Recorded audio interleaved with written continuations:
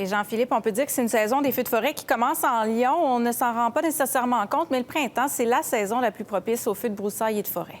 Oui, on serait porté à croire que ce sont plutôt les mois de juillet, les mois d'août, les plus chauds où il y a le plus de feux. Mais en fait, c'est vraiment le printemps et ça un peu partout dans les maritimes. Ça s'explique notamment parce qu'il y a beaucoup d'herbes sèches au sol, des feuilles mortes ou encore des épines. Alors ça, c'est bien sûr un excellent combustible pour un feu et aussi les vents sont un peu plus forts au printemps. Alors, au Nouveau-Brunswick, la saison des feux de friche, qu'on appelle communément des feux de broussailles, est commencée en Lyon cette année. On peut peut-être voir le tableau à l'écran. Alors, jusqu'à présent, on est rendu à 181 feux de friche dans la province seulement en 2020, alors que annuellement, en moyenne, on dénombre plutôt 141 feux de friche. Alors ça, c'est au cours des 10 dernières années. C'est beaucoup plus élevé cette année. 163 acres se sont donc envolés en fumée.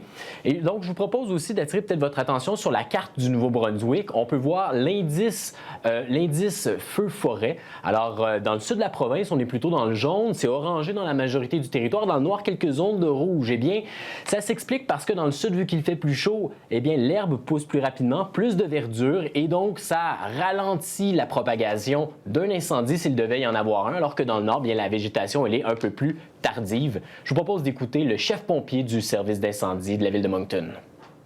C'est sûr qu'on pense que le terrain est peut-être un petit peu humide, mais on oublie qu'il y a énormément de choses qui sont mortes, des feuilles, du gazon, des choses comme ça qui sont mortes durant l'hiver, qui vont brûler très, très facile. Puis là, on a les vents dominants aussi dans cette saison, donc on a encore des assez gros vents. Donc, une petite étincelle peut devenir un gros incendie assez facilement. Justement, les pompiers de Moncton ont dû combattre plusieurs de ces feux dans la dernière semaine. 6 feux en une semaine, Marie-Hélène. C'est beaucoup. En fait, ça n'arrive pas très souvent pour les pompiers de Moncton qui combattent plutôt des feux de structure habituellement.